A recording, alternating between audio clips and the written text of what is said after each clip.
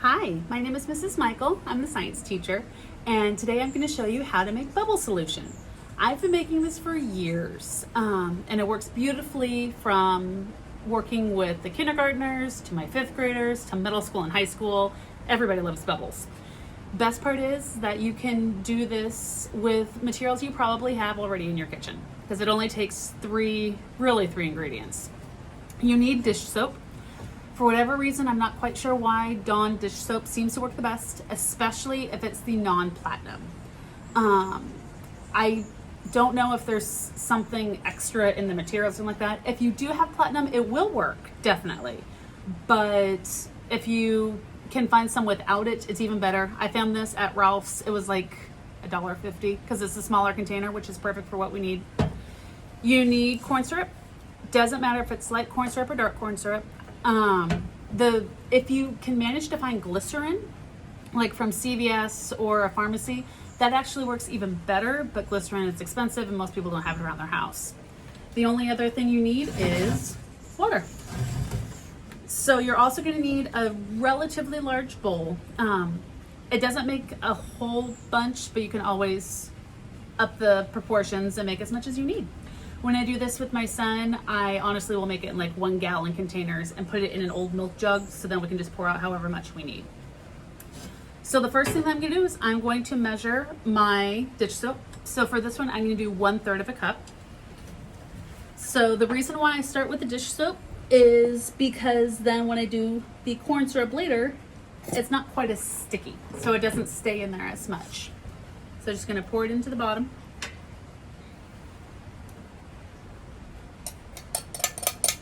Scrape it all out. Again, because I'm going to be pouring the corn syrup in next, I don't mind if there's still a little bit left over in there. And then 1/3 of a cup of corn syrup. Especially with holidays coming up, you can get corn syrup for really cheap.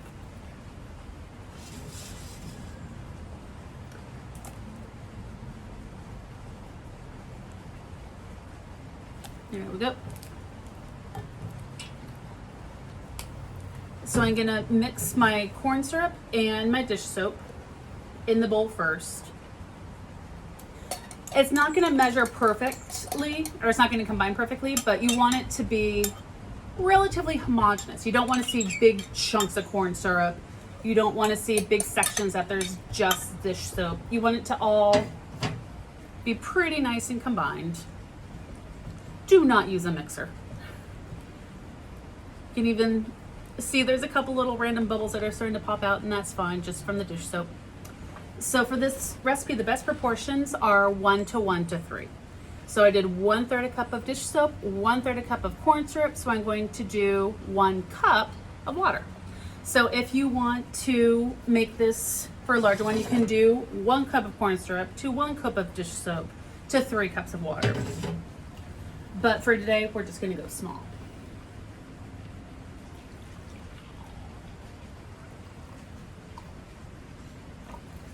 Get my cup of water. And this is where it gets important, when you're measuring, when you're mixing, that you're gonna have some bubbles just because you just added water into the soap. But when you're stirring and combining, you don't want to stir so much that you get a big old layer of bubbles on the top. You're going to have some layers just because it's soap and water, and that's what soap and water do when they stir, is some bubbles get released. But you don't want to really mix it up. But you want to get it so that it looks, again, a little watery. So once you're doing that, once it's all done, you're going to put it off to the side. If you can let it rest for about an hour, that is ideal, but realistically, it normally doesn't happen. So now's where you also have some decisions to make. If you have a bubble wand, you can do a bubble wand, or if you have any wire, like pipe cleaners or maybe some thin ribbon that's got the wire inside of it. So I would do this with my kindergartners, and I would have them make a shape. So you can do just a circle. I do strongly encourage that you have a handle. You can just do a shape like this. I'll have some kids that will try to do a shape of their name or a square. It doesn't really matter, whatever you want to do. So if you have a plastic bubble wand already, you don't necessarily have to skip this step, but if you have the pipe cleaner, definitely you have to do this first, is you have to get the pipe cleaner wet. So I'm gonna put it in and out because I'm just getting it really wet, because it's not gonna work very well the first couple times, because the little strands of fabric on the pipe cleaner really need to get immersed in the liquid. I'm gonna stir it around. I'm gonna keep my spoon handy so that I can just make sure it doesn't congeal, it doesn't sit down at the bottom. There we go. So again, I'm not stirring super strong. I'm gonna put this down at the bottom, pull it up, and it's gonna be a little drippy, which is why this is a great activity to do outside. You do not want to do this in your kitchen. Believe me, you don't want to do it in your kitchen. Whoop. And again, the first couple times, it's not gonna go. So do not get discouraged with the first couple blows you do. Go just like that, where it doesn't happen at all. Oh, so close.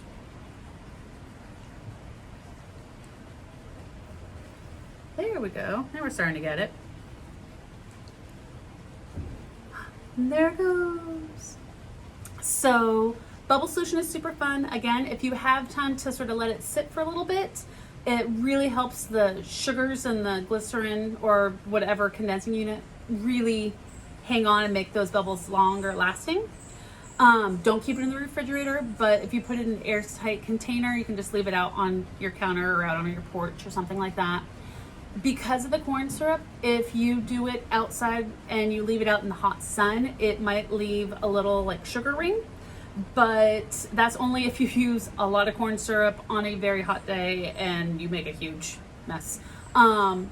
Worst case scenario, if you see that, then just rinse it off with a hose or some little extra water afterwards.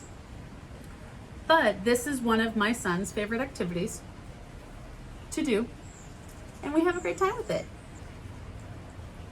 You can see that it's still very watery. But let me see if I can shift this around.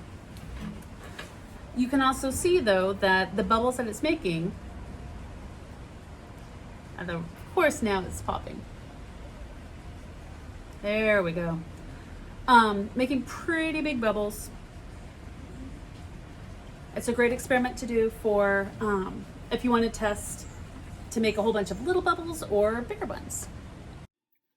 I hope you enjoyed this Wiseburn Day of Science experiment. If you had fun, you can leave a comment below or send an email to info@wiseburnedfoundation.org.